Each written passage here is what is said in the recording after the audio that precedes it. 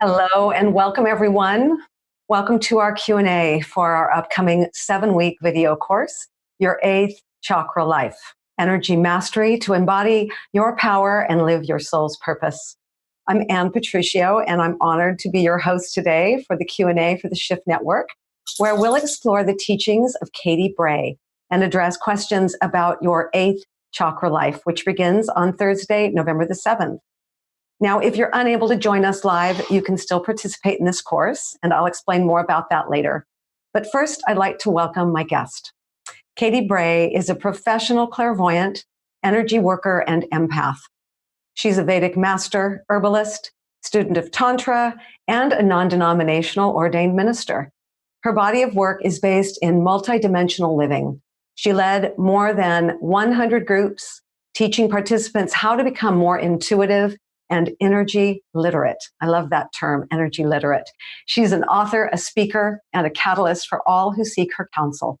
And now, join me in welcoming Katy. Katy, it's so nice to have you here today. Thank you for having me. I'm so happy to be here. Right. Would you start us out with a practice? It would be so nice to just join you in that. I would love to. Thank you for asking. Yeah, so why don't we all just sort of close our eyes for a moment and just settle in by taking a few slow, deep breaths. For many of us, we're getting towards the end of our day, depending on where you are in the world.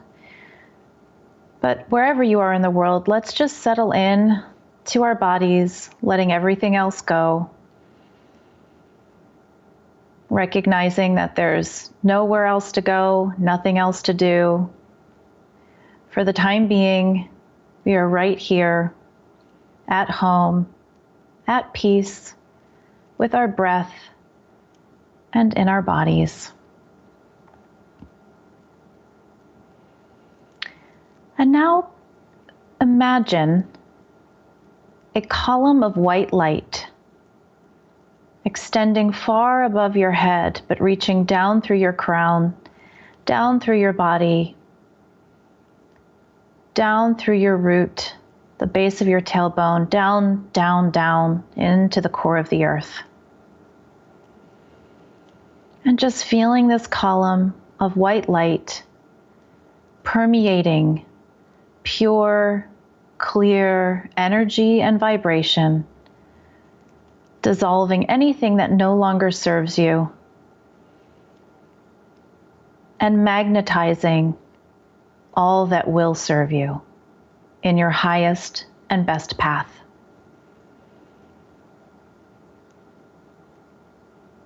And now as you breathe, as you inhale, draw energy in from the top of the column, for as high up as you could possibly imagine, drawing energy down in with your inhale, down from this column, down through your body, sending it down into the earth. And on your exhale, releasing it and moving the energy back up from the earth, up through your crown, up through your body, up through the crown of your head, and sending it right back up as far as you can imagine in this column of light. Inhaling in, drawing down more of the white light purity, dissolving all things that no longer serve you, and exhaling out, sending your breath, energy, and attention up through the crown of your head, up as far as you can imagine this white column of light. It's as if you're breathing through your crown chakra and reaching up just a few inches into your 8th chakra. Sensing life, sensing energy. Continue with your breath, allowing it to pulse and flow through this column of white light that runs through your body.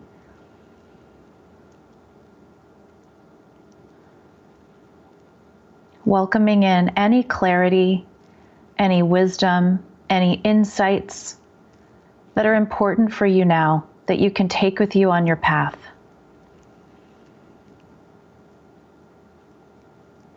What wisdom wants to reveal itself to you right now?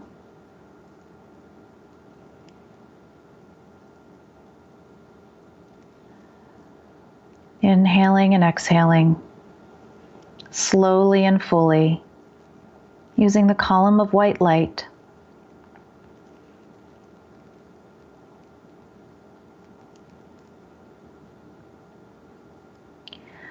And now, the next time you inhale, I want you to stop your breath around the level of your ears. And imagine that there is another column of light. It's much smaller, but it's moving from just outside each ear. Outside of your right, all the way through into the outside of your left. And now imagine as you inhale, this breath is moving horizontally, right to left, clearing some of your energy channels, the parts of you that are ready to hear intuitive guidance on a deeper level.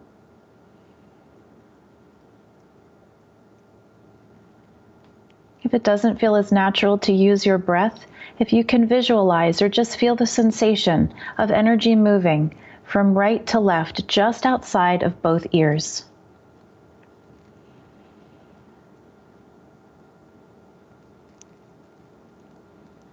Bringing forth clarity and the ability to hear what it is that you need to hear.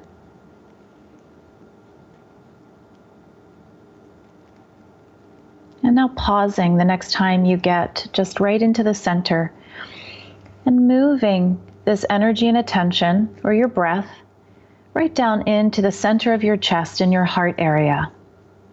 I want you to notice the sensation of breathing through your heart, inhaling and exhaling. And this time, on every exhalation, I want you to feel the sensation of expanding your heart energy out further and further with each exhalation.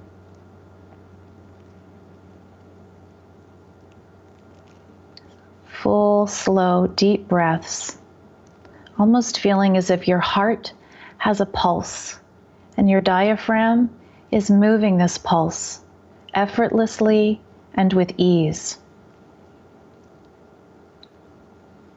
Expansion comes naturally. Keep sensing your heart energy expanding as far as you can possibly imagine. Remembering the back of your heart is equally important to the front of your heart. Fully opening your heart capacity and ability to connect with others.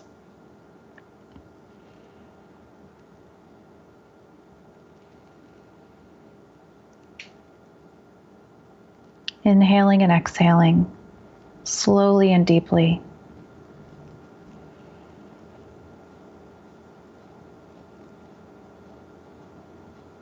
And the next time you come into that inhale, stopping at the center of your chest, and for a few last times, just sending your breath through that channel or that column of white light up and down, up and down.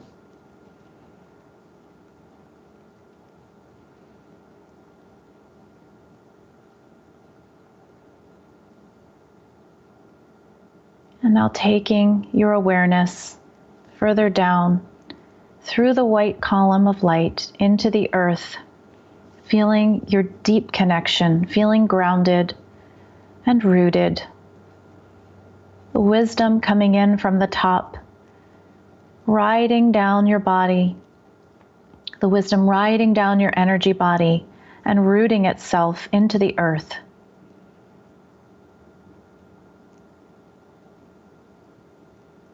And let's take in another deep breath.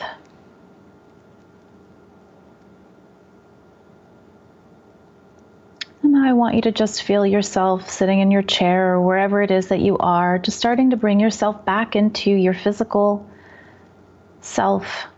You might want to wiggle your toes or your fingers. And then opening your eyes when you feel ready.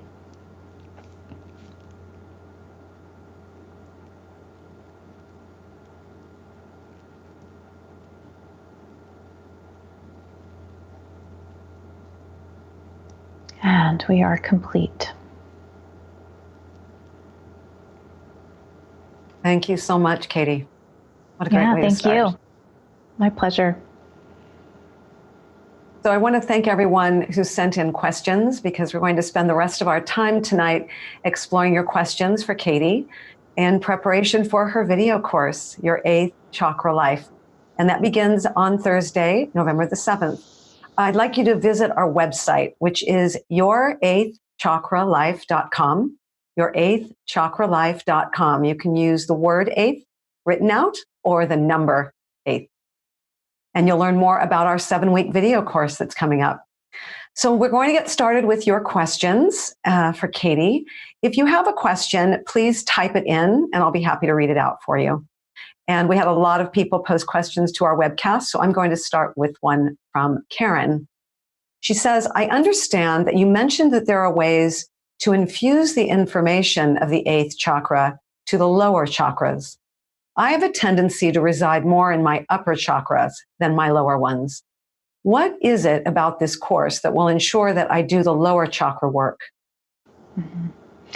That's a really great question. And the first thing that I want to mention is that the 8th chakra energy is actually already an inherent part of our other chakras.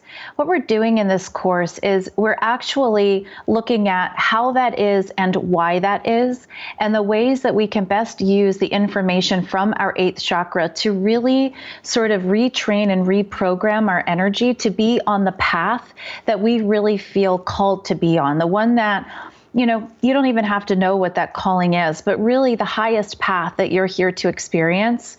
That's the place that we're going to go with the information from your 8th chakra that's really already within all of the other chakras. Now, I really love the second part of this question, because I have to say, Karen, you're in really good company. I would say, particularly those of us who are attracted to this kind of work, tend to have an easier time being in the upper chakras. That's something that I've seen across the board. And so one of the things that this course is geared to do is to actually help us understand why we're so compelled to stay up in these regions. I think we all have some good ideas, but there's actually reasons, particularly within our first 3 chakras, that we learned to not embody them to begin with. And so for many of us, it becomes sort of an energetic survival pattern, if you will, for us not to occupy that part of our body. And so in this course, we really unpack for each individual, why is it that I have these sort of energetic survival skills, and how can I start to really have this different kind of inner authority and different means of regulating my own energy system, so that if I decide that I'm only going to be in my upper chakras, that it's actually a conscious choice rather than being the default position at which we live in. Thanks so much. I'm going over to a question from Bev, and actually several people asked the first part of her question, which is to please describe fully the 8th chakra. She also asks how it affects our everyday well-being and our energy flow. Love it, love it, love it. Okay, so the 8th chakra is, it hovers just above the crown chakra. So I see it as about 2 inches above the crown of the head. The way that I see it is more of like an opalescence, whitish kind of color. And to me, it often appears as a snow globe for whatever reason that is. I guess that's just one of my symbols. And so within the 8th chakra, what I see are a combination of things. One is our soul contracts, which are often about the relationships that we chose prior to being in this physical incarnation that we were going to be in when we got here. So that definitely includes parents, adopted and biological, depending on, the situation. Step parents are included in that, siblings, grandparents, all of the key relationships that we have in particular is really where we put the focus with soul contracts. There's also the key events that we chose to experience in this lifetime. That could be birth, that could be divorce, that could be any number of things, job loss, it could be any number of things. But the things that our soul knew that, okay, if I experience this, then I'm really going to learn some of the lessons that I'm coming here to learn. These are some of the things that I'm coming in to master. And I know that these people and these events are really going to help become the catalyst that I need to learn what it is that I need to. There's also what I call soul themes, so which is something that we also go over in the course a little bit later on, where we learn to identify what are some of these key themes that we seem to come back to in our life, and how are they pointing us to our path of mastery. Because oftentimes these places that are reoccurring, that we tend to feel like we're just in insanity, not always, but they're often pointing us to some of the themes that we came here to master. And so once we learn how to master them, or what that path looks like, we can sort of get out of what feels like, the merry-go-round, and we can start making conscious choices on behalf of that higher learning. And I forget the rest of the question now. Could you remind me? Oh, yes, definitely. She's just asking how it contributes to our well-being. Right. Yes. Thank you. Actually, it contributes greatly because, I think most of us know the experience of feeling like that sort of nudge to do something. Maybe it's to take better care of ourselves in certain ways, whether it's dietary, or it's getting more relaxation, or it's starting a yoga practice, or any number of things that actually do come up for most of us on a daily basis. It's really those things that keep coming up for us, that we know we could better improve our lives if we did them. Sometimes we write them off as just sort of like totally random, but we know it keeps coming up, and that's a good idea. When I have time, I'll get to that, but it keeps coming up. Those are the things that I would say 99% of the time are feedback from our eighth chakra that's actually trying to point us in a certain direction, so that we can tend to ourselves, so that, we can go to that yoga class and have that chance meeting with someone who ends up becoming important to us, whether it's, a romantic relationship or business relationship. So there is this sort of overarching energy that the eighth chakra permeates through us and within us, that greatly influences some of the choices that we make and some of the choices that we don't make. And it's always holding us to a high bar. It's always championing us to really be on our path and to fully express ourselves in the way that we are truly here to express ourselves. And I think most people get little inklings of this on a daily basis. And so this course is really geared to help us tune into that and actually trust and honor it more. Thanks for that. So Meta says that you mentioned that empaths tend to have migraines, and that it can be related to blocking the eighth chakra. I would love to hear more about that and how to release that blockage and thus stop the migraines. Are the headaches kind of messages to open us up to the eighth chakra, and what is stored there for us? Oh, so I love that question. Are migraines sort of trying to help us open up to the eighth chakra? I don't actually have an answer for that, but now I want to explore and find one. I think that's probably one of the best questions I've ever heard in my life. I love that. But outside of that, what I see with a lot of empaths who ultimately get migraines, myself included, when I'm not careful, for me, it's usually a perfect storm of things that I'm not tending to, that I will just end up with a migraine. Mine usually lasts about 3 days. So I guess they're known as like cluster headaches. And I know that there's a lot of empaths who deal with this as well. The majority of the people that I work with are empathic. So the way that it looks to me energetically is that it is often energy that is so the energy channels it's trying to come in through the crown, but there's also the energy wanting to come up from the earth and go up out of the crown. And so we have these two channels of energy going up and going down the spine, which I know many people probably know that from a variety of different teachings. What starts to happen for empaths, though, is as we do tend to leak more energy. That's something we talk about extensively in the course, is what are energy leaks and what happens with those. But we literally will leak energy. So here we have these two channels of energy going like this, going, up and down. I'm not even doing the right hand motions. Hopefully you understand what I'm trying to do. Trying to mime here, miming energy. And then we have these leaks of energy that are coming out of us, because we tend to have that porous energy, those porous boundaries that things can more easily come out of, more things can come into it. So the energy in the channels of energy, the columns of energy right in the middle, right along the spine, actually start to, it's hard to describe, but it's like they start to try to get out of this. It's almost like its own survival. So we've got an energy trying to push up and push through, and one trying to push down. And so we're feeling this tension, the tension of opposites. For whatever reason, it seems that the aggressive energy trying to move up is that sort of piercing feeling that the migraine can cause people to feel. And in all of that, there is this overwhelming sense or sensitivity on the energy system, because obviously as empaths, we're very energetically sensitive as it is.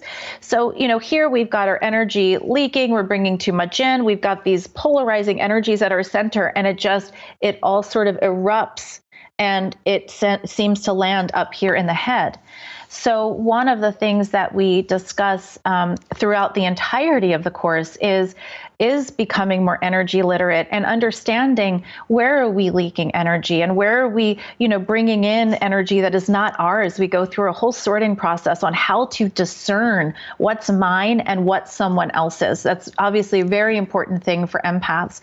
So we deal with it at that level. And then because we are moving up and down the chakras, we are really looking at the management of our soul energy. So we can start to notice and recognize the symptoms of our energies going all over the place before it starts to get the best of us. I can honestly say that I have had a significant decrease in the migraines that I have had since doing this work. I'm certainly not perfect. Nothing is. So I still get them from time to time, but not the way that I used to. And I have plenty of clients who would say the same thing. Thank you. So we have several people asking about soul's purpose, and they want to know how this course will support them in finding soul's purpose and getting in better touch with that. Mm-hmm. Well, gosh, there's a lot of great questions coming in. I love this. So a few things, and I've sort of already pointed to some of them, but I really wholly believe in the wisdom of each and every one of us. I believe sincerely with all of my being that we all have the answers within us. And where we tend to get hooked is by all of the noise around us, or the noise that we are carrying that is either from programming or things that we have taken on from other people that are not ours. So we have all of this stuff that ultimately starts to drown out our voice. And sometimes our desires. And so within this course, we start to, so this is some of what I said before, but we really start to discern, what belongs to me, what doesn't belong to me.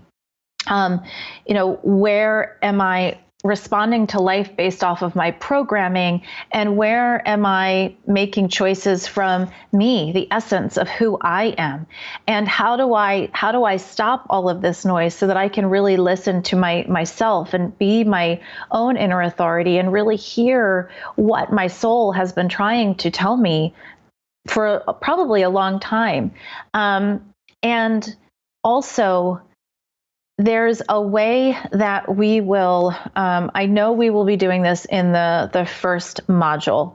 And I think we will be doing a touch of it in the 9th module. But we are going to be what I call activating that 8th chakra and activating that connection. And it's not that people aren't already feeling the information and getting the information, but once we make a conscious contact with the 8th chakra, and we intentionally allow in the information, especially after we've done all of that unpacking and weeding, then we really are these clear channels where our intuition has the capacity to really tune in to what the insights and the information is. So even for people who are already very intuitive, which many people are, there's a way that we get to listen to ourselves on a more deeply intuitive level that's incredibly empowering and is really an offering to lead us in our life's purpose. Thank you. Reeve asks, how do I handle other people's energy better? As an empath, I always seem to take it on and end up feeling exhausted and sticky, he says. I've tried many techniques to shield myself, and none of them seem to work so far. Mm-hmm. Another great question, and I know that you're in really good company with that. So I've learned, and I learned this a while ago for myself and started understanding it better as I was implementing with the people that I work with, that simply grounding is often not enough for those of us who are empathic. So a lot of our programmed energy, the programmed patterns, I have learned are actually access points for other people who have similar emotions or similar programming, right? So we're going to stick with this idea that I think most of us are familiar with, that, like energy attracts like energy. There's vibrational matches for things. So those of us who are empathic, we have parts of ourselves or energy patterns that come off of us that are often related to this programmed energy, this programmed patterning that we have. And that is the point, the access point where other people can match us. And so it actually creates a pathway for us to absorb that much more energy from other people. So within this course, because we're doing a lot of this unpacking and a lot of this sorting, we start to really utilize this information in a way where we don't give access to people in the way that we used to, because we're really cutting off the energy pattern. We're really removing that charge. And I say this too for many people who have done a lot of work on themselves, who have done the therapy and a lot of the psychological work, and they can connect the dots of, I got that from my parents, or that must be from here. I understand all of that. That doesn't always necessarily mean that there isn't energy patterns that still are at work. And I often find that that's the case, especially when it's things that we're constantly, bumping up against. So really, we start to close off the access points that everyone else in the world seems to have with us empaths, so that we can make a conscious decision of who we're connecting with and when we're connecting with them and when we're not. Great. Well, if you're just joining us, we are here with Katy Bray, learning about her course, Your Eighth Chakra Life, which begins on Thursday, November the 7th. Please log on to your8thchakralife.com. That's your8thchakralife.com for all the details and for a link to register. Jose Roberto has this question for you, Katy. How do you believe what you're practicing is true? I know the power of subjection is very strong because of the advertisement industry. And but to believe in something as chakras so blindly is beyond my grasp. Can you help me with this? Yeah, I actually really appreciate that question for multiple reasons. The one, I want to say that I think discernment, or as some people might call it, healthy skepticism, I think is actually really important. And I think it's incredibly important especially nowadays where just about anything can be for sale and there's a lot of claims about many things. So I think that that's really important to have a certain level of healthy skepticism, or really, I feel that that's just really good discernment. So there's a couple of things that I have to say for myself and in my experience. For me, it's not blindly. Although I hear where Jose is coming from, I'm going to speak for myself for a moment. But as someone who has seen, who has been able to see energy for as long as I have, there are things that I actually see. Like I'm, looking at the computer right now, and I'm sitting in this chair right now. So it's very tangible for me in a way that it isn't necessarily for everyone, although for some people it is. So there's that piece of it. And that's part of why, I've stayed in this for as many years as I have, is that, I've been able to utilize the information that I see to support so many people. And for me, that's my purpose. And that's really what matters to me most at the end of the day, is that the people who come to me for whatever it is that they come for have tangible, measurable results. That's very important to me. I think, with certain things, those tangibles aren't as important for some people. For me, that's something that I really stand by. And so to sort of go on the heels of that, it sort of poses the question, why do we believe anything? There's religions based off of what some people might say is blind faith. While others will say, well, we have the Bible, or we have, the Quran, or, whatever it is, and that this is the evidence. I think there's something to be said about having faith in something. And really, I think the bottom line is, if something resonates, like it feels like it is a truth, then I think that that's something that's important to explore. And if it doesn't resonate and it doesn't feel like a truth, then I think that's your intuition saying, this just simply isn't for me. But going with the fact that I do believe that we are all so deeply intuitive, I really believe that when we stop and we tune in to our own wisdom and we ask if something is for us or if it's not for us, that we really do get that answer if that's if we really want to hear the answer. And so I don't particularly ask anyone to have blind faith in anything. I think there has to be a resonance for it to matter. And if there's resonance, go for it. If not, no need to go for it. There was one other thing I wanted to say about that. Yes.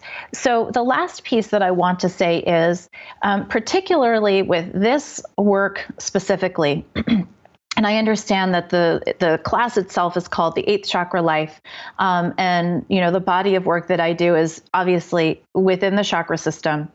I have had multiple therapists as my clients who have gotten so much out of this process that they actually are now using it with their own patients. Now, their patients are not energy-minded people. But because the way that this works, and because I'm a pretty grounded person, all of the work within this course is incredibly tangible. It's incredibly grounded. It's things to look at from almost, you could say, easily a psychological level. And you would still gain a lot of insight and still get the benefit of a lot of energy movement and feel incredibly different. So that's just been my experience with, even the people who are more, literal and who wouldn't necessarily be in this realm of energy and chakras, where they've actually been able to utilize it without even mentioning what it was and getting incredible benefits. Mariah over on Facebook is asking, can you give an example of integrating this into day-to-day practice? Another good one. These are good questions. Well, yes, it's really hard not to integrate once you have grown this awareness, because So, for example, like one of the first things that we do, this will be in the second module, we look at things like ancestral patterns that are a part of the root chakra or that have become a part of your energy system. We look at certain labels that that you have grown up with, or labels that you were given when you were younger. So those are just two examples of things that we look at within the root chakra in the second module. And so when we start to unpack and unravel the ancestral stuff that might be something that you've been working with, but isn't anything that you need to be working with anymore, there's a real freedom in that. When we look at the labels that on a certain level you've been living with and sort of using as a lens in your life, often very unconsciously, it's incredibly liberating. There isn't really any part of us that goes untouched when we start to live this way. You know, there was a question, I guess a couple questions ago, about purpose. And so that's the other thing. When you're feeling more connected to your purpose, there's no way that doesn't affect the day-to-day life. And when we're listening to our intuition more, when we're hearing, you know, not just let's eat better and go to that yoga class, it's like, okay, I really hear that I need to do that. And in doing that, those simple acts or adding those simple things, that I get to a deeper level of myself. And the next thing I know, another part of my world opens up for me. So, you know, I could probably give hours of examples of how this impacts. So those are just a few, but it's pretty profound when you stop living from programming, you stop owning other people's stuff, energetically or otherwise, where you don't have to take other people's stuff on anymore. And you really get to start to live from your essence and really hear the call of your purpose. It's just a really different way to live.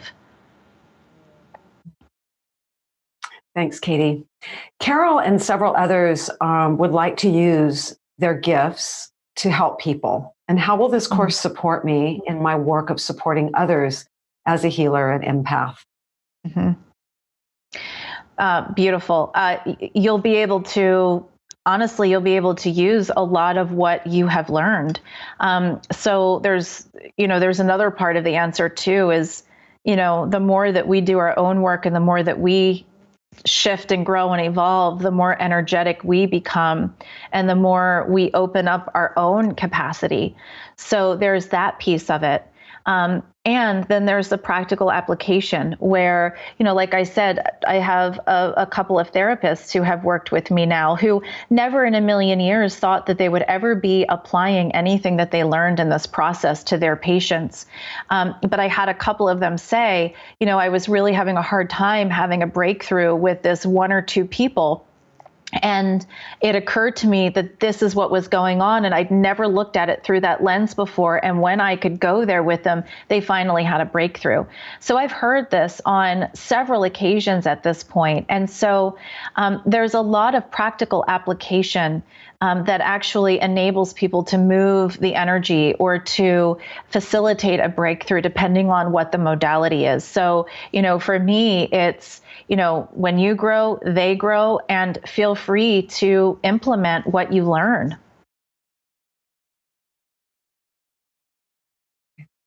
Pooja says, I feel like I've lost my clairvoyance. Pardon me, I'm going to say that again. I feel like I've lost my clairaudience due to meds I'm on. How can I redevelop these and other spiritual gifts to make them stronger so I can contribute to myself and others? Mm-hmm. Oh, that's a beautiful question, and I am sorry to hear that. So what comes to me is really working on an energy level in a different capacity and spending a lot of time doing the things that truly keep your vibration high, which some of that is, you know, unpacking some of the things that don't serve you anymore, that you don't need to carry around, and being able to really honor the part of your soul that chose this, let's call it a bump in the road, because I do believe that this is something, these are skills that can all come back, or gifts that can all come back. But I believe very strongly that this is a beautiful example of the hero's journey, and that this is a huge opportunity for access to the eighth chakra, and really getting that this is a larger part of purpose, is to go through this and get to the other side of it, and learning how to raise your vibration that much more, and to tune all of your senses in again, and sort of recalibrate your energy system. And that's done, when you manage your energy system in a different way. And that's certainly not to make anyone wrong.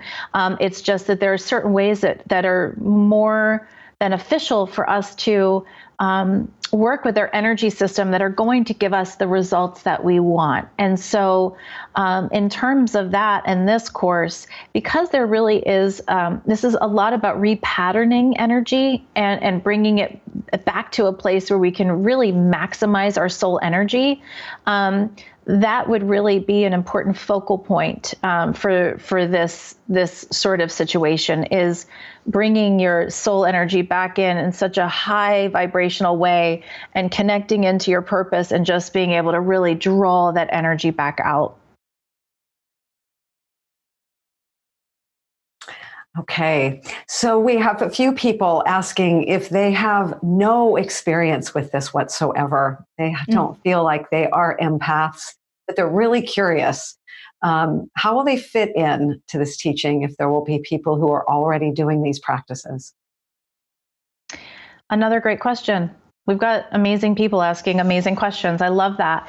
So similar to what I was saying about the therapists that have worked with me, it wasn't that they didn't know anything about the chakras or anything, but they really weren't coming in at that level. To be totally frank, this was a situation, or these were situations where it was like, nothing else is working for me.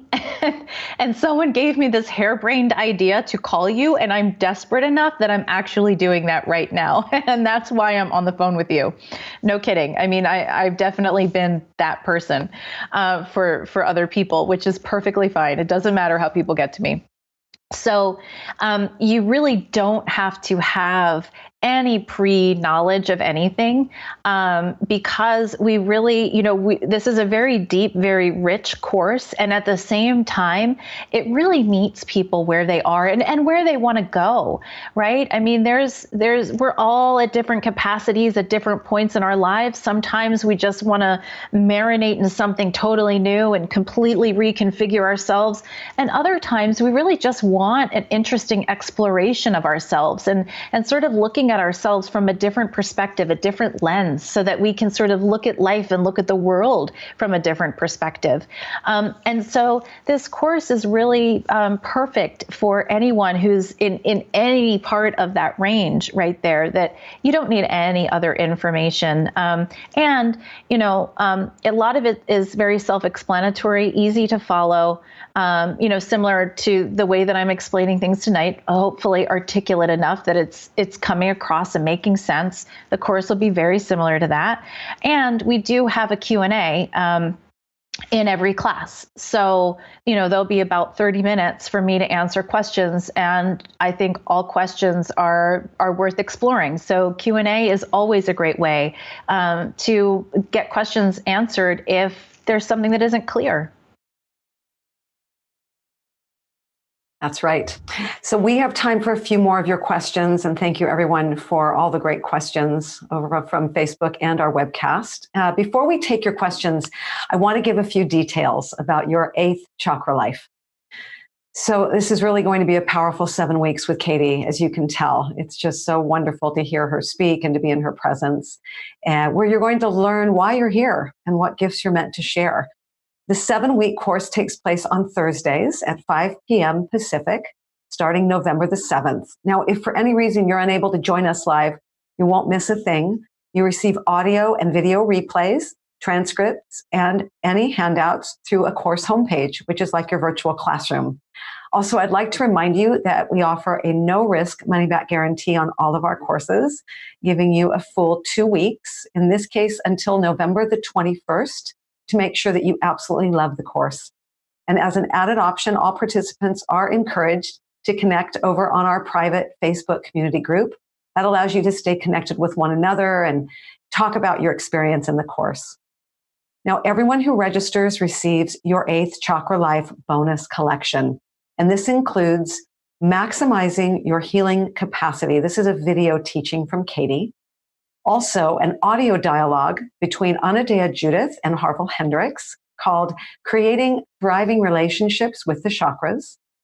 And also a video interview with Shamini Jan and Dr. Julie Yao called Transforming Trauma, the Role of the Biofield. And for those of you that know you want to jump in and register by midnight Pacific, November the 2nd, we have two special bonuses for you. The first is 8 Chakra Healing Meditation.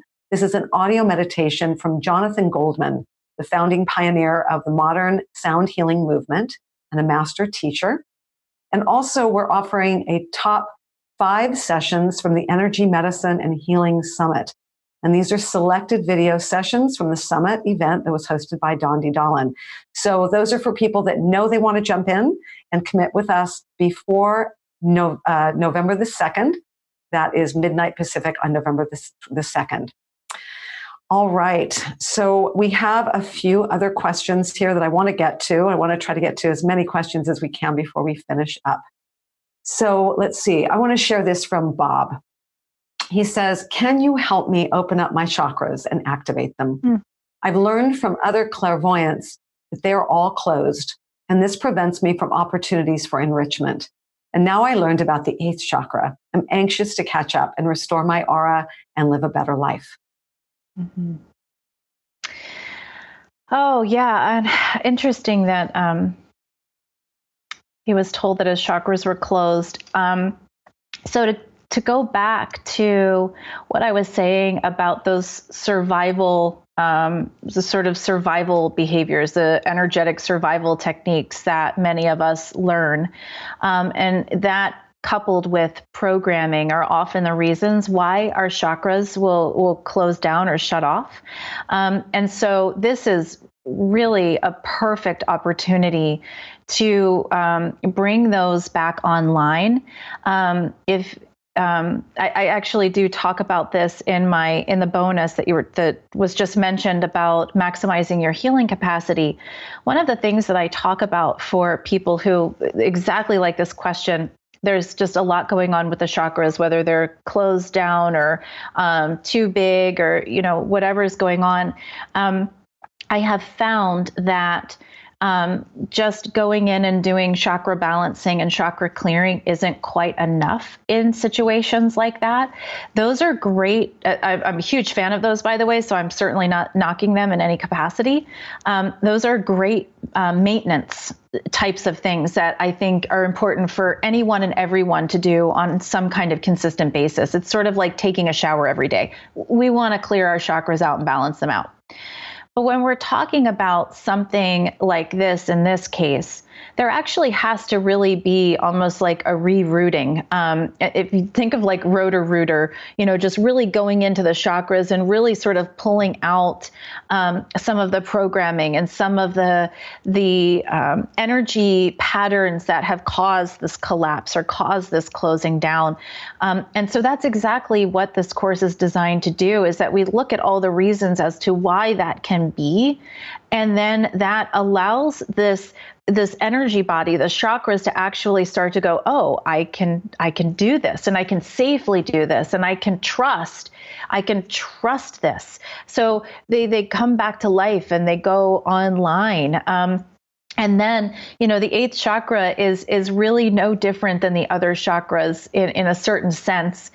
So it's just, there's no catch up about it. It's just coming to understand it and having some kind of conscious connection to it and allowing it to feed these newly aligned, newly awakened chakras. And, there's a lot that takes place in the weeks that we will be doing this course, and a lot that changes for people in a pretty short period of time. Great. Okay, let's go over to a question from Bella Marie. How do you learn to clearly understand and translate information you're receiving? I want to say great question again. I feel like that's all I'm saying. That's another great question, though. It's a great question. I think it's different for everyone. And really, something that we will talk about, I will mention quite a bit in this course, and something I feel very strongly about is embodiment and being fully embodied. And rather than interpreting information through the mind, through the head, there's a way that we learn how to sort of suspend our own agenda and our own attachments and our own, let's even say, personality, so that the energy that comes through and the information that comes through actually becomes so experiential that we connect to it with the wisdom that the body carries, the wisdom that the energy body carries. I often say that, the mind holds knowledge and the body holds wisdom. And so the more that we are able to really bring our energy down and, of course, move it back up and fully embody the energies that we are experiencing, the more that we find resonance. And it's through that resonance that we find the language. And often we're given the language. But we have to be in a place where we're really clear and really intentional and truly embodying the truths that want to come through us. Then it's not us finding the words at all. It's us being used as the instruments to serve that we are here to be, in my opinion. And the words just are given to us and they flow right out of us, like with effortlessness.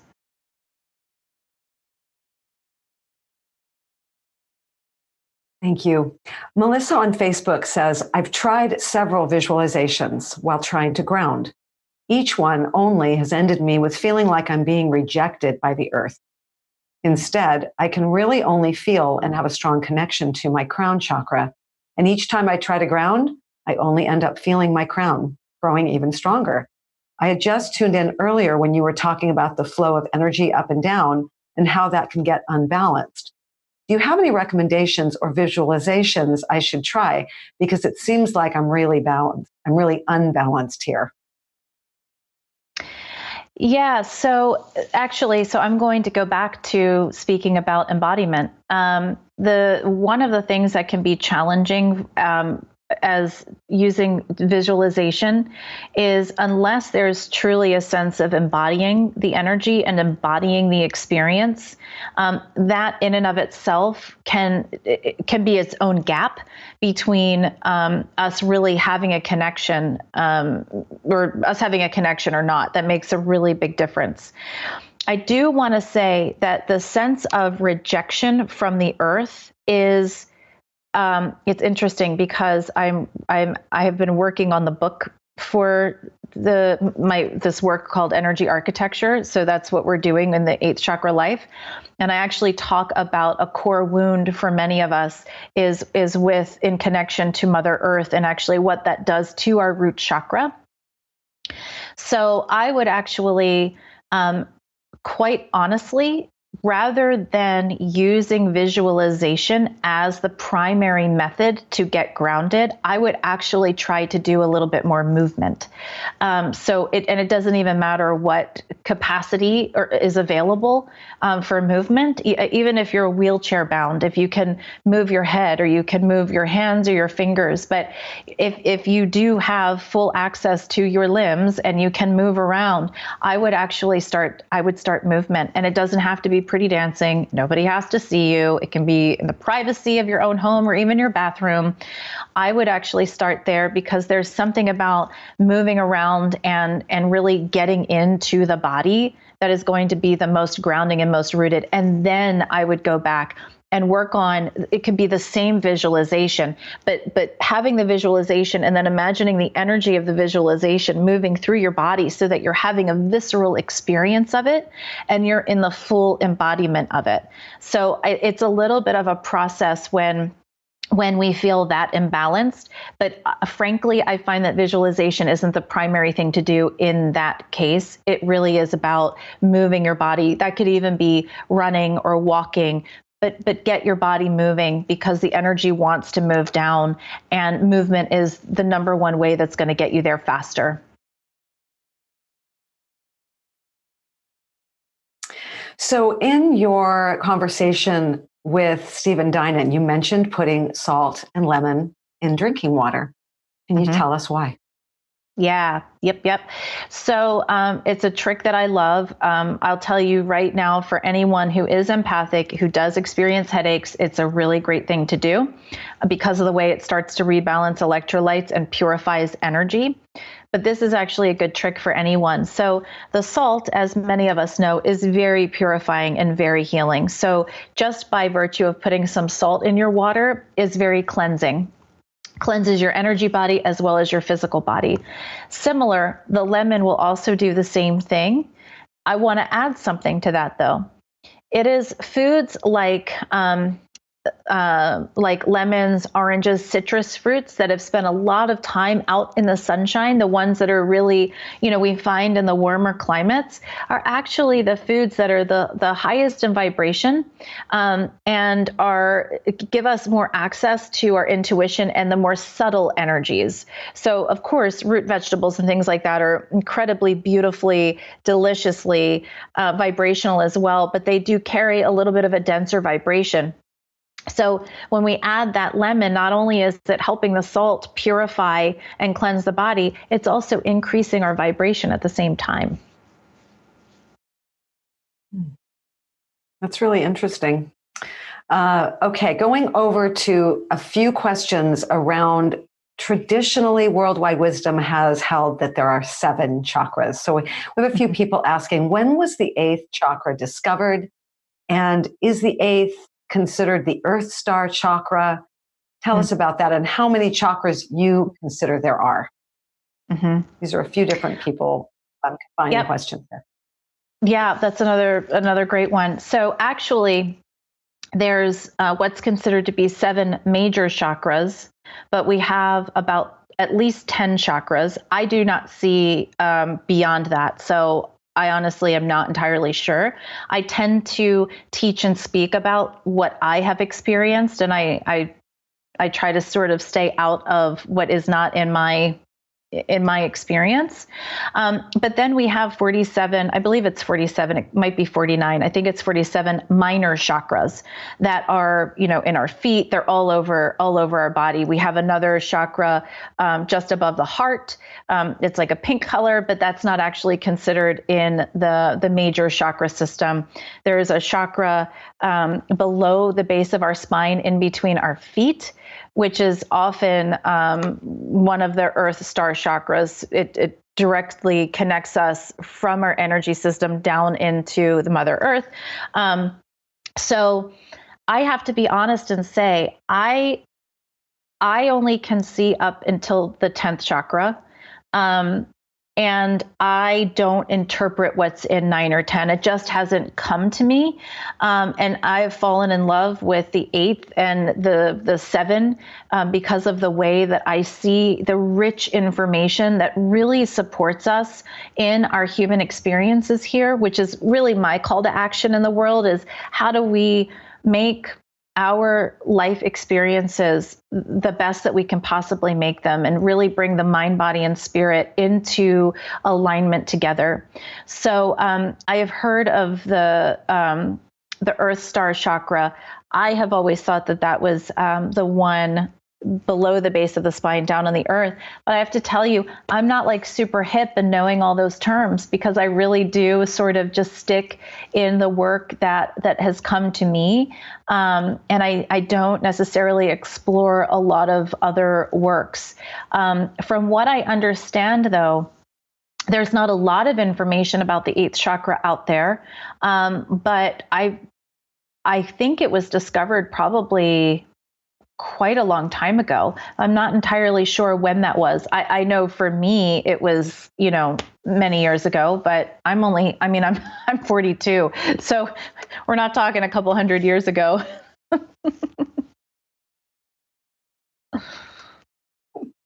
Thank you. So John's asking, how can you tell if you are clear or blocked? That's actually one of the things that we go over in this course too. It's another great question. I actually think that we often know when we're clear and when we're blocked. And I'll tell you, one of the first ways that we know is if we have really been working towards something for a while, or whether that's an external project or whether that's something internal that we're really sort of working through, and it's taking what seems to be an inordinate amount of time. Sometimes there's divine timing in that. Oftentimes, though, we are looking at a block. And in this course, that's the kind of things that we go into. It's sort of a longer answer because there's a lot that goes into it. But we do learn, we do some sensing practices where we start to tune into what does a block feel like? What does a leak feel like? So that, as we go through life, there's a way of being proactive about where your energy is going. I find that that's really important. So for some people, having a block is a very visceral experience, like they can feel something stuck. Other people, oftentimes, they might end up with some kind of health ailment, which is often the sort of end result of a block in energy. Not always, but that often happens. And, again, for some people, it's I've been working towards something for a really long time and it's just not yielding those results. So what's going on? It's often due to a block. Thank you so much. And then just one last question is about that. Lauren is saying, what do you suggest to unstick the chakra and move through the blocks? So again, that's sort of a longer answer because it does depend on the nature of where it is. It's the kind of work we will be doing extensively in the course. But I can say that, I'm always a big fan of movement. Like I was mentioning with that other question, movement is always a very powerful practice to get energy moving again. So whatever that movement looks like and whatever capacity, that's really important. Even if you're visualizing movement, that can also yield some results. Some of it really is self-reflection. There's certain, sort of ways to explore and even ask. Like I would sit in a meditative state and I would ask, please reveal to me what the block is. Please, show that to me. And thank you for supporting me in getting my energy flowing again and just imagining your energy flowing again. Doing some chakra balancing and chakra clearing on a regular basis. Like I said, I feel like those tend to be more for maintenance.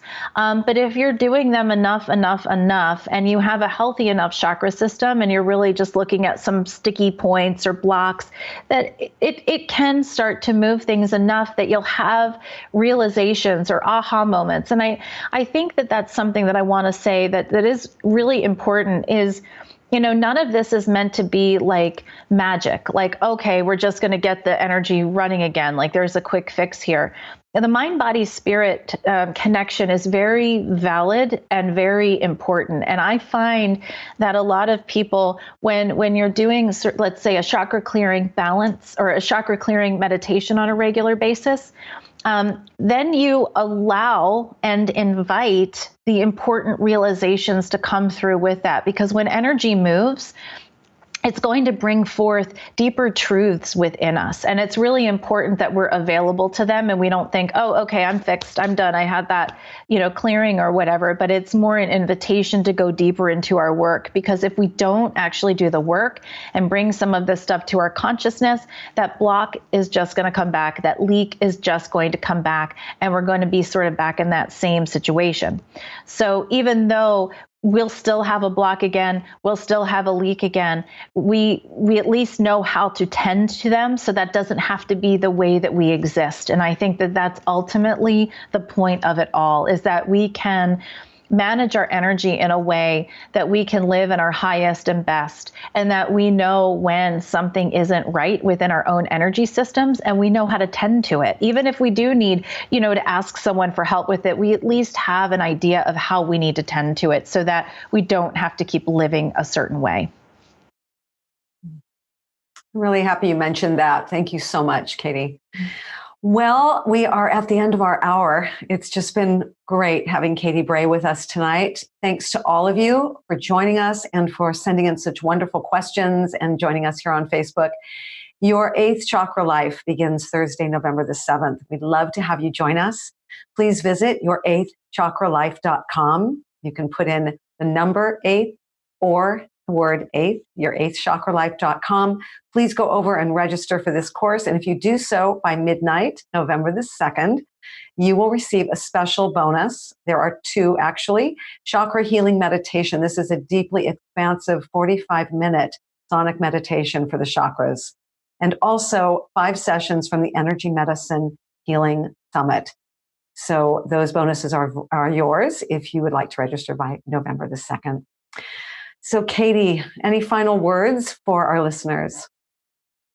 No, just really thank you for all of the really thoughtful questions. I loved how thoughtful the questions were, and I'm really excited to, work with those of you who choose to join the course. It's really a beautiful adventure, and I love partnering with people and just being there with you while you're making just the huge shifts in your life that you'd like to make, whether it's internal or external.